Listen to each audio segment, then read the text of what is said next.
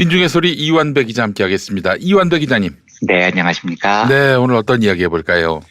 예, 오늘은 장병규 4차 산업혁명위원장의 최근 인터뷰 내용을 살펴보겠습니다. 네. 장병규 씨는 크래프톤이라는 게임 회사의 창업자라고 하고요. 지금 그 회사 이사회 의장과 최고 전략 책임자를 맡고 있습니다. 2017년 9월에 이 정부의 초대 4차 산업혁명위원회 위원장을 맡았고요. 이 기구가 대통령 직속위원회라고 합니다.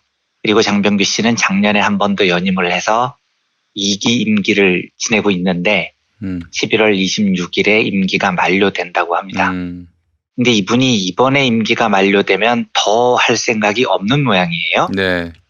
그래서 현 정부의 4차 산업혁명 정책 또 기업 정책에 매우 실망했다는 내용의 인터뷰를 중앙일보 및 조선일보에 잇따라 가졌습니다.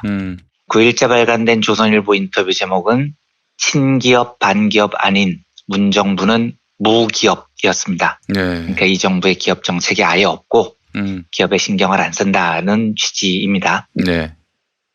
1일자에 나온 중앙일보와 인터뷰는 내일 당장 망할지 모르는데 벤처가 어떻게 주 52시간 지키나, 고양이 목에 방울 단 장병규 4차 산업혁명 위원장, 이런 제목이 붙어 있습니다. 네. 전반적으로 인터뷰 내용은 현 정부 기업 정책을 비판하는 거고요. 어조가 상당히 강했습니다. 그런데 저는 충분히 그럴 수 있다고 봅니다. 정부에서 일을 하다가 정부가 잘 못한다고 생각하면 얼마든지 비판할 수 있죠. 그런데 제가 조선중앙투 인터뷰를 쭉 보다가 뭐 이런 꼰대가 다 있나 싶어서 어이가 없어지는 겁니다. 그러니까 꼰대로도 토익 테스트 같은 걸 한번 쳐봤으면 좋겠어요. 이 사람은 꼰대 토익으로 990점 맞겠더라고요. 요즘 꼰대가 무슨 대유행인지 박찬주도 그렇고 이 사람도 그렇고 왜 이렇게 꼰대 짓을 대놓고 하는지 이해가 안 됩니다. 이 사람 인터뷰 취지는 현 정부가 기업 정책을 너무 못한다는 건데 비판의 핵심이 주 52시간제에 집중돼 있습니다. 주 52시간제 절대 하면 안 된다, 뭐 이런 취지죠. 그런데 이것도요, 저는 절대 동의하지 않지만 그렇게 생각할 수 있어요. 이 사람이 기업인이니까. 그런데 제가 뒤집어진 대목이 중앙일보와의 인터뷰인데요.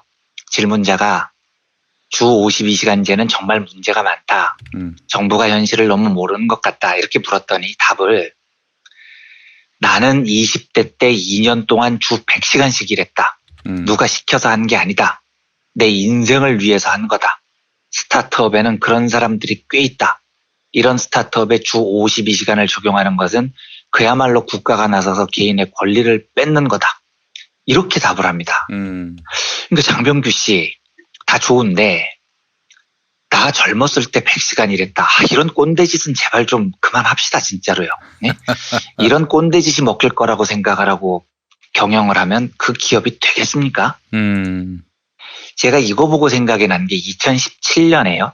카이스트 이병태 교수라는 사람이 젊은이들의 가슴에 호소합니다라는 장문의 글을 올린 적이 있습니다. 네. 이게 우리나라 꼰대짓 역사에 진짜 길이 남을 명문장입니다. 토익으로 무조건 만점이에요. 예. 멍멍이 소리를 구구절절 이렇게 길게 쓰는 것도 진짜 재주인데 간단히 발췌를 해서 읽어보겠습니다. 이 땅을 헬조선이라고 할 때 한 번이라도 당신의 조부모와 부모를 바라보고 그런 이야기를 하라. 초등학교부터 5, 6월 태양 아래 학교 갔다 오자마자 책가방 팽개치고 밭으로 가서 김을 메고 저녁이면 쇠 먹이를 거두려고 강가로 가고 겨울이면 땔감을 마련하고 산으로 갔다 온 분들을 쳐다보면서 그런 이야기를 하라. 대기업이 착취를 한다고요?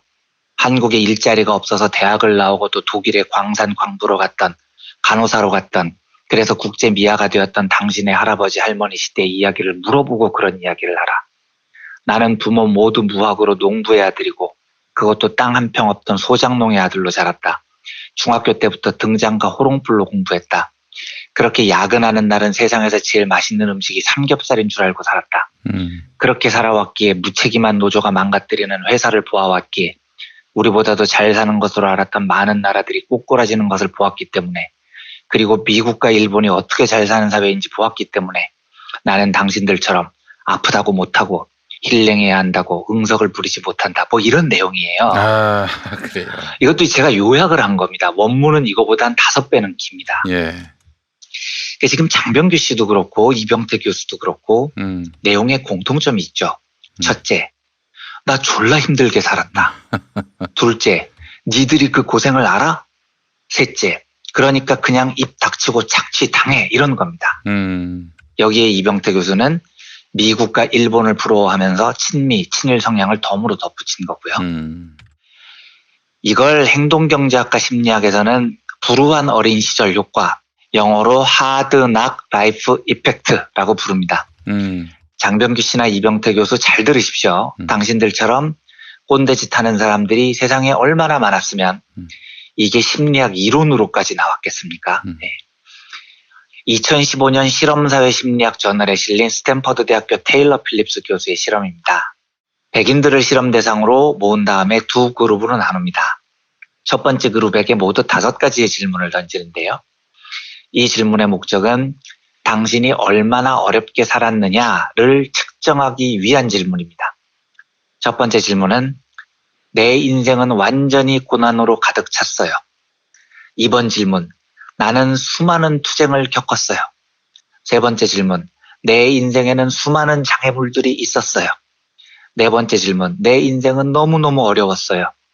마지막 질문, 내 인생에는 도저히 극복하지 못할 어려움이 있었어요. 이런 것들입니다. 그리고 이 5가지 질문을 던지고 1점부터 7점 사이에 답을 하라고 요구를 합니다. 예를 들어서 내 인생은 고난으로 가득 찼어요. 이 질문에 완전히 동의를 하면 7점 만점을 주고요. 반면에 넌 하나도 고생 안 했는데 이렇게 생각을 하면 1점을 주면 됩니다. 이런 식으로 백인들에게 어렸을 때 얼마나 어렵게 살았는지를 5종류의 질문으로 묻고 그 점수를 평균을 냅니다. 얼마가 나오느냐? 대략 3.8점 정도가 나와요. 7점 만점이고 1점이 최하점이니까 중간보다 조금, 아주 실험에 참가한 백인들은 그냥 내가 고생한 정도가 중간보다 조금 덜 고생했어 라고 생각을 한 거죠. 두 번째 그룹, 역시 백인들입니다. 똑같은 5가지 질문을 던지는데요. 이 그룹에게는 그냥 질문을 던지는 게 아니고 실험에 들어가기 전에 한 문단을 소리 높여 읽게 합니다. 어떤 문단이냐? 최근 반세기 동안 미국 사회에서는 인종차별 문제에 관심이 매우 높아졌어요. 하지만 그럼에도 불구하고 오늘날 미국 사회에서는 여전히 백인들이 여러 측면에서 혜택을 받고 있습니다. 학자들의 연구에 따르면 주거 환경, 의료, 구직 환경, 학업 환경 등 거의 모든 영역에서 백인들이 흑인보다 혜택을 더 많이 받는다고 조사됐습니다. 이 문단을 읽게 합니다. 자, 단순히 한 이 문장을 읽은 백인들한테 똑같이 당신이 어렸을 때 얼마나 어렵게 살았나요? 라고 물으면 어렵게 살았다는 점수가 껑충 뜁니다. 아까 3.8점 정도 나왔죠? 이 그룹의 대답은 4.4점이 나옵니다. 통계적으로 보면 상당히 격차가 큰 겁니다. 네. 즉 요즘도 백인이 특권이 많아요. 이 한 문단을 읽은 사람들은 나 백인인데 내가 어렸을 때 훨씬 어렵게 살았어. 이렇게 답을 했다는 겁니다. 왜 이런 일이 벌어진에 대한 연구팀의 결론은 그냥 평범하게 어렸을 때 어려웠어요. 이렇게 물어보면 솔직하게 대답을 해요. 그런데 요즘도 백인이 흑인보다 훨씬 유리합니다. 이런 문장을 읽고 나면 백인들은 야, 이거 우리 백인들에 대한 공격이 심해지겠는데? 라고 자기들의 기득권을 걱정을 합니다. 그래서 내가 어렸을 때 얼마나 어려웠는지를 막 과장하기 시작합니다. 지금 그 백인이 집 한 채 있고 직장이 있고 이러는데 이거 백인 혜택이 아니야. 사실 나는 니들이 생각했던 것보다 엄청 고생했어. 이런 심리가 생긴 거죠. 그래서 자기를 지키기 위해서, 더 정확히 말하면 백인의 기득권을 정당화하기 위해서 내가 어렸을 때 얼마나 어려웠냐면 이런 꼰대 소리를 하게 됩니다. 연구팀이 이 연구를 불우한 어린 시절 효과라고 부르는 이유가 이런 거죠. 제가 장병규 씨는 잘 모르겠고요. 이병태 교수 꼰대 짓에 대해서는 거의 99% 이상 확신합니다. 나 어렸을 때 반 메고 살았어. 나는 삼겹살이 세상에서 제일 맛있는 음식인 줄 알았어. 왜 저런 개꼰대 소리를 하는 줄 아십니까? 저 글이 올라온 때가 2017년 7월입니다. 촛불혁명 완수되고 정권이 교체된 지 딱 2달 뒤의 일이라고요. 적폐청산에 대한 시민의 의지가 대한민국 역사상 가장 강했던 때입니다. 그러니까 겁이 나죠. 성인이 된 후에 자기는 평생 기득권 편에 붙어서 잘 살았는데 어라? 2달 전에 정권이 교체됐네요. 시민들은 적폐를 막 청산하라고 하네요. 와, 잘못하면 내가 누리는 기득권이 다 날아갈 것 같은 걱정이 듭니다. 이때부터 내가 어렸을 때 얼마나 어려웠냐면 이런 개꼰대 소리가 나오기 시작하는 겁니다. 자, 그리고 장병규 씨한테도 한마디 하겠습니다. 나는 젊었을 때 일주일에 100시간 일했다. 그런데 우리는 지금 주 52시간이나 혁신이 안 된다. 뭐 이런 소리잖아요. 지금 선진국에서는 노동시간이 어떨 것 같습니까? 프랑스는 법정 노동시간이 주 35시간입니다. 최대 13시간 연장할 수 있어요. 그렇지만 하루 10시간, 12주 평균 주당 44시간은 절대 못 넘도록 제한이 되어 있습니다. 독일은요, 토요일을 포함해서 하루 8시간, 주 48시간 노동을 기본으로 합니다. 그러니까 주 5일제를 기준으로 하면 기본이 주 40시간이에요. 연장 근로는 8시간만 가능한 겁니다. 영국도 주 48시간 제도입니다. 17주 평균 주당 노동시간이 48시간을 넘어서는 안 돼요. 그런데 이제 이런 이야기를 하면 보수 쪽 개거품을 물고 예를 드는 게 미국입니다. 선진국 중에서는 미국이 거의 유일하게 연방정부 차원에서 연장 노동시간에 대한 제한을 두지 않거든요. 주 40시간을 넘겨서 자유롭게 연장 노동을 할 수 있는데 이때 사업자는 연장 노동에 대해서 시급의 최소 1.5배의 추가 노동수당을 지급해야 됩니다.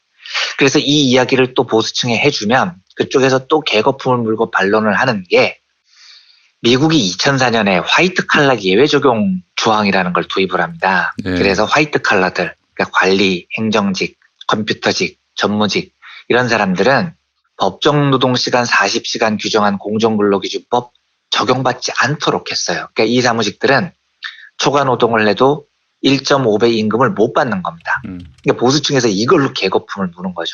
미국 화이트 칼라들은 다 이렇게 하지 않냐고요. 그런데요, 미국 화이트 칼라가 초과 노동을 했을 때 1.5배 임금을 안 줘도 되는 요 조항에는 전제가 있습니다. 어떤 사람들만 이렇게 할 수 있느냐? 화이트 칼라인데 연봉 13만 4,004달러 이상의 화이트 칼라들만 이렇게 할 수 있습니다. 즉 우리 돈으로 하면 연봉 1억 6천만 원이 넘는 사람들한테만 적용이 되는 조항입니다. 그러니까요, 그렇게 하고 싶으면 연봉 1억 6천만 원 넘게 주든가요. 글쎄 말이에요. 연봉 1억 6천만 원 넘게 안 줄 거면서 초과 노동시키고 돈은 안 주겠다. 뭐 하나만 하세요. 하나만. 미국을 따라 하려면 1억 6천만 원 넘게 주고 그렇게 하든지 아니면은 프랑스나 독일을 따라 하든지요. 제가 진짜 웃긴 게 장병규 씨, 프랑스, 독일, 영국은 4차 산업혁명 할 줄 몰라서 지금 저런 제도 두고 있는 줄 아십니까? 네. 2018년에 노벨 경제학상을 받은 폴 크루그만 교수가 한국을 방문한 적이 있습니다. 이것도 무려 전경련이 초청을 해서 방문을 했어요. 예. 네. 그런데 이 인터뷰에서 주 52시간 근로제에 관한 질문을 받으니 폴 크루그만 교수가 엥? 한국이 주 52시간을 하고 있어요? 라고 깜짝 놀랍니다. 우리는 그제서야 도입을 하겠다고 한 건데요. 폴 크루그만 교수는 아니, 한국 같은 선진국이 왜 주 52시간을 하고 있냐고 놀란 겁니다. 당시 머니투데이 보도 기사 제목이 선진국인데 주 52시간요? 한국 근로시간에 깜놀한 크루그만 이렇게 돼 있고요. 기사 첫 줄이 주 52시간? 한국도 선진국인데 정말 놀랍다 라는 크루그만의 말로 시작을 합니다. 장병규 씨, 크루그만 노벨 경제학상 수상자입니다. 이 사람이 반기업적 경제학자라서 졌다는 이야기를 하겠습니까? 저는 당신이 그렇게 생각할 수도 있다고 인정을 해요. 그런데 자기 주장이 세상에서 유일한 진리라고 착각하지 마시라고요. 쉽게 말하면 주제 파악 좀 하라는 겁니다. 노벨 경제학상 수상자도 주 52시간이 너무 길다고 놀라요. 프랑스, 영국, 독일 4차 산업혁명 할 줄 몰라서 저러고 있는 게 아니라고요. 제가 쪽국 섬나라 관련된 좋은 이야기를 하기가 싫어서 이 이야기는 그냥 짧게 하겠는데요. 마이크로소프트 일본 지사가 올해 8월 한 달 동안에 주 4일 근무제를 도입을 했습니다. 금요일에는 아예 사무실을 폐쇄해버렸다고요. 그리고 돈은 돈대로 다 줬습니다. 제발 놀면서 자기 개발하고 금요일에는 가족 여행하라면서 회사에서 돈까지 대줬습니다. 결과 업무 생산성, 즉 직원 한 명당 매출이 무려 40% 늘었다는 발표를 합니다. 이게 효과가 너무나 커서 마이크로소프트 일본 지사가 이 겨울에 또 실험을 한 번 더 한대요. 저는 물론 이게 8월 한 달짜리 실험이어서 아직은 통계적 진실이라고 이야기하지 않겠습니다. 그런데요. 4차 산업혁명 시대를 맞아 일본 MS소프트는 이런 실험을 해요. 그런데 대통령 직속 4차 산업혁명 위원장이라는 사람이 나 젊었을 때는 주 100시간 일했어. 이러고 자빠져서야 되겠습니까? 네?